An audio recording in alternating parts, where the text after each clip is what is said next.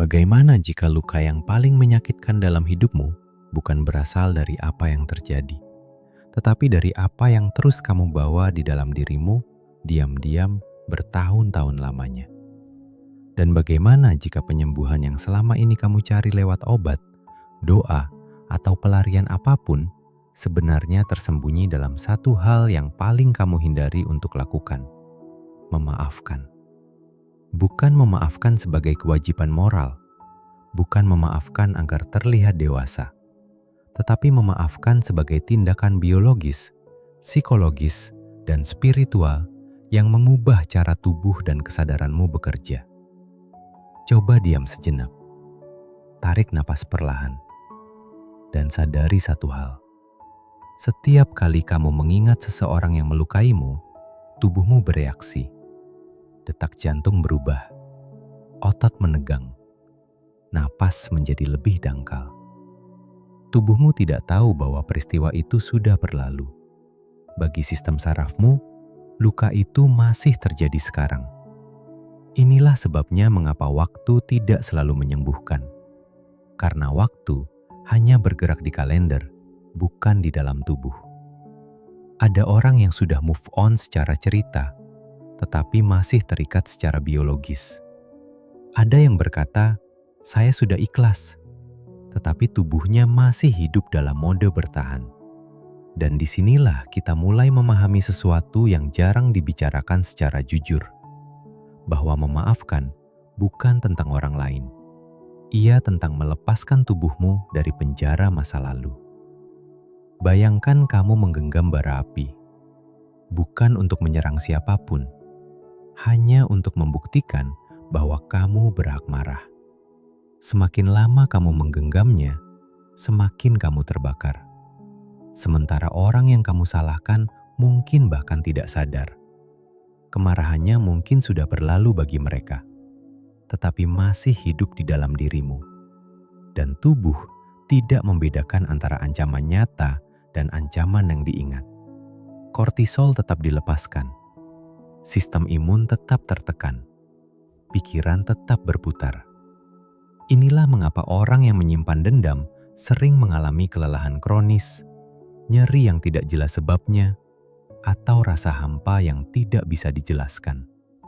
Bukan karena mereka lemah, tetapi karena mereka terlalu lama bertahan. Sekarang, coba tanyakan ini pada dirimu sendiri dengan jujur. Apa harga yang sudah kamu bayar karena tidak memaafkan? Bukan harga moral, harga biologis, harga emosional, harga hidup. Mungkin tidurmu tidak pernah benar-benar nyenyak. Mungkin kamu mudah tersinggung tanpa tahu mengapa. Atau mungkin ada rasa berat di dada yang tidak pernah benar-benar pergi.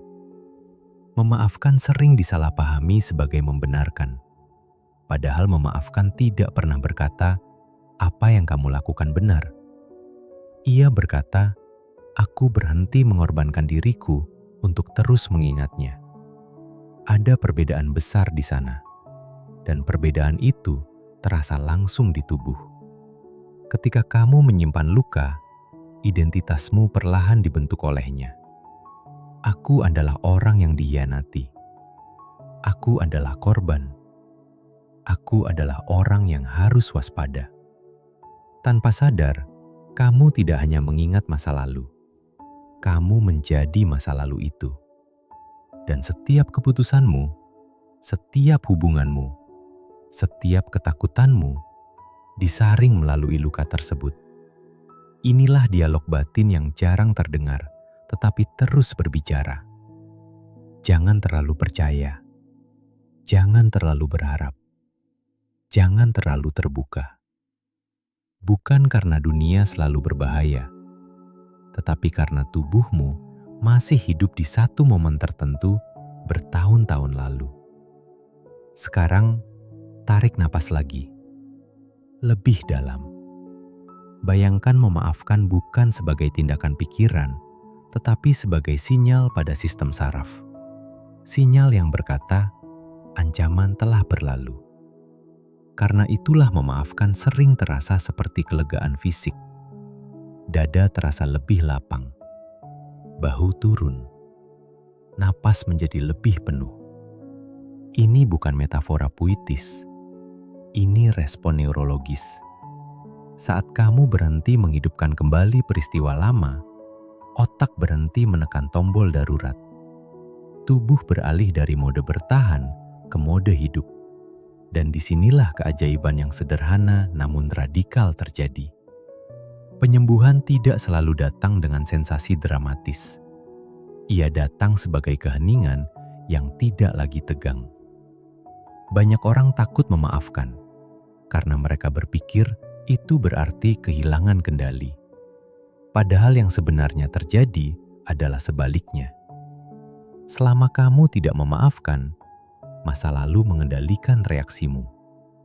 Selama kamu tidak melepaskan, seseorang yang bahkan tidak ada di ruangan masih memegang kendali atas emosimu. Memaafkan adalah tindakan merebut kembali kedaulatan batin. Namun mari jujur, memaafkan bukan proses satu langkah dan tidak pernah instan. Ada hari di mana kamu merasa sudah selesai, lalu tiba-tiba luka itu muncul lagi. Itu bukan kegagalan. Itu cara sistem saraf belajar ulang. Seperti otot yang lama tegang, ia butuh waktu untuk percaya bahwa ia boleh rileks. Coba lakukan ini sekarang. Bukan sebagai ritual, tetapi sebagai eksperimen batin. Pejamkan mata sejenak. Bayangkan wajah orang atau peristiwa yang paling sulit kamu lepaskan. Bukan untuk mengulang ceritanya, hanya untuk mengakuinya. Perhatikan tubuhmu, di mana ketegangan muncul. Di dada, di perut, di rahang. Sekarang, tanpa memaksa emosi apapun, katakan di dalam hati, "Aku tidak melepaskan karena kamu pantas dimaafkan. Aku melepaskan karena aku pantas untuk tenang." Ulangi perlahan. Biarkan kalimat itu turun ke tubuh, bukan hanya ke pikiran. Jika muncul resistensi, itu wajar. Resistensi bukan musuh. Ia penjaga luka lama yang takut kehilangan perannya. Alih-alih melawannya, dengarkan. Apa yang sebenarnya ia lindungi? Seringkali, di balik amarah, ada kesedihan yang tidak pernah diizinkan berbicara. Dan di balik kesedihan, ada kebutuhan yang tidak terpenuhi. Memaafkan membuka pintu pada lapisan-lapisan ini. Bukan untuk membuatmu rapuh, tetapi untuk membuatmu utuh. Ketika kamu memaafkan, kamu berhenti menempatkan masa lalu sebagai pusat gravitasi hidupmu. Energi yang tadinya terkunci di sana, perlahan kembali ke saat ini. Dan di saat ini, tubuh tahu bagaimana menyembuhkan dirinya sendiri. Bukan dengan cara ajaib, tetapi dengan cara yang sangat alami.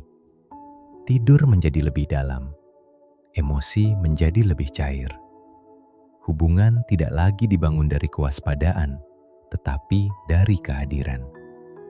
Inilah mengapa memaafkan sering terasa lebih menyembuhkan daripada obat. Karena ia bekerja di akar, bukan di gejala. Obat bisa meredakan rasa sakit, tetapi memaafkan mengubah pola yang menciptakan rasa sakit itu. Dan ketika pola berubah, hidup pun mengikuti. Namun ada satu kesalahpahaman terakhir yang perlu kita luruskan. Memaafkan tidak selalu berarti rekonsiliasi. Kamu bisa memaafkan tanpa kembali. Kamu bisa melepaskan tanpa membuka pintu yang sama. Memaafkan adalah batas yang lembut tetapi tegas. Ia berkata, "Aku tidak membawa ini lagi." Bukan, "Silakan ulangi." Dan justru dari batas inilah rasa aman sejati muncul. Saat kamu tidak lagi hidup dari reaksi, tetapi dari pilihan. Saat kamu tidak lagi didefinisikan oleh luka, tetapi oleh kesadaran. Sekarang, bayangkan hidup tanpa beban itu. Bukan hidup tanpa rasa sakit, tetapi hidup tanpa keterikatan pada rasa sakit. Ada ruang, ada napas, Ada keheningan yang tidak kosong, tetapi penuh. Dan di ruang itulah, kamu tidak lagi hanya bertahan. Kamu mulai hadir. Bukan sebagai seseorang yang sudah sembuh, tetapi sebagai seseorang yang tidak lagi berperang dengan dirinya sendiri. Diam sejenak di sini. Rasakan tubuhmu. Rasakan napasmu. Tidak ada yang perlu diperbaiki sekarang. Tidak ada yang perlu dikejar. Hanya satu pengakuan lembut, bahwa kamu berhak hidup tanpa terus mengulang luka lama. Dan mungkin itulah bentuk memaafkan yang paling jujur. Dan ketika kamu tinggal lebih lama di keheningan itu, sesuatu mulai berubah dengan cara yang halus. Bukan ledakan emosi, bukan pencerahan dramatis, melainkan rasa ringan yang tidak kamu sadari sudah lama hilang. Banyak orang mengira transformasi selalu terasa besar, padahal yang paling nyata sering terasa sederhana. Bangun pagi tanpa beban yang tidak jelas. Menarik napas tanpa ada sesuatu yang mengganjal. Mendengarkan orang lain tanpa tubuhmu bersiap untuk bertahan. Itulah tanda bahwa sistem sarafmu mulai percaya pada saat ini. Memaafkan pada tingkat terdalamnya adalah proses mengajarkan tubuh bahwa sekarang aman. Bahwa kamu tidak lagi berada di medan lama. Bahwa kamu tidak harus terus berjaga. Dan saat rasa aman ini tumbuh, kesadaranmu pun berubah. Kamu mulai menyadari betapa sering hidupmu dijalani dari luka, bukan dari pilihan. Betapa banyak aku yang sebenarnya hanyalah respons terhadap masa lalu. Respons untuk menghindar, respons untuk menyerang, respons untuk menutup diri. Namun ketika luka itu dilepas, satu persatu, respons berubah menjadi ruang. Dan di dalam ruang itu, kesadaran muncul.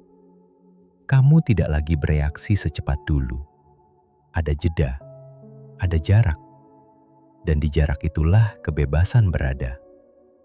Inilah momen ketika kamu mulai hidup bukan sebagai cerita yang terjadi padamu, tetapi sebagai kesadaran yang menyaksikan cerita itu berlalu.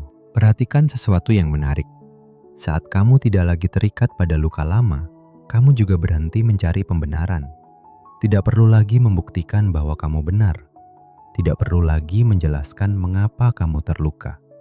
Tidak perlu lagi mengulang cerita lama agar orang lain mengerti, karena kamu sudah mengerti dirimu sendiri. Dan pemahaman itu terasa seperti pulang. Banyak orang mengejar penyembuhan seolah itu tujuan di masa depan. Padahal, penyembuhan sering muncul ketika kamu berhenti mengejarnya. Ketika kamu berhenti memperbaiki diri seperti ada yang rusak, dan mulai hadir seperti ada sesuatu yang hidup. Memaafkan membuka pintu ke sikap ini. Sikap lembut terhadap diri sendiri. Sikap yang tidak lagi memaksa. Dan di sanalah perubahan berakar. Sekarang, coba bayangkan hidupmu tanpa identitas luka itu. Bukan dengan menolaknya, tetapi dengan meletakkannya di tanah, dengan hormat. Bayangkan berkata, kamu pernah menjadi bagian dari hidupku, tetapi kamu bukan lagi arah hidupku. Rasakan perbedaan energi dari kalimat itu. Tidak ada perlawanan, tidak ada pengingkaran, hanya pergeseran. Perlahan, kamu menyadari bahwa kesadaranmu tidak pernah terluka. Yang terluka adalah pengalaman. Yang terluka adalah ingatan. Yang terluka adalah tubuh yang mencoba melindungimu. Namun di balik semua itu, ada sesuatu yang tetap utuh. Diam, mengamati. Ketika kamu menyentuh ruang ini, memaafkan tidak lagi terasa berat. Ia tidak lagi terasa seperti tugas moral. Ia terasa seperti konsekuensi alami dari melihat lebih dalam. Seperti matahari yang mencairkan es. Bukan karena ia berniat, tetapi karena itulah sifatnya. Kesadaran yang hadir melunakkan apapun yang mengeras. Dan di titik ini, kamu mulai melihat hidup dari sudut pandang yang berbeda. Bukan sebagai rangkaian luka yang harus disembuhkan satu persatu, tetapi sebagai aliran pengalaman yang datang dan pergi. Beberapa menyenangkan, beberapa menyakitkan. Namun, tidak ada yang perlu dipegang terlalu lama. Inilah transformasi sejati. Bukan menjadi versi diri yang lebih kuat, tetapi menjadi versi diri yang lebih jujur. Jujur bahwa kamu pernah terluka. Jujur bahwa kamu pernah marah. Dan jujur bahwa kamu tidak ingin terus hidup dari sana. Ketika kejujuran ini muncul, tubuh mengikuti, pikiran mengikuti, hidup mengikuti. Dan mungkin tanpa kamu sadari, orang-orang di sekitarmu juga merasakannya. Kehadiranmu menjadi lebih tenang, tatapanmu lebih terbuka, responsmu tidak lagi tajam. Bukan karena kamu berusaha menjadi bijak, tetapi karena kamu tidak lagi berperang. Memaafkan pada akhirnya bukan tentang masa lalu. Ia tentang kualitas kehadiranmu sekarang. Tentang bagaimana kamu duduk dengan dirimu sendiri. Tentang bagaimana kamu mendengarkan hidup tanpa filter luka lama. Dan dari tempat inilah, sesuatu yang lebih besar muncul. Rasa terhubung, rasa bermakna, rasa bahwa hidup dengan segala ketidaksempurnaannya layak dijalani. Diamlah sejenak di sini. Tidak perlu jawaban, tidak perlu kesimpulan.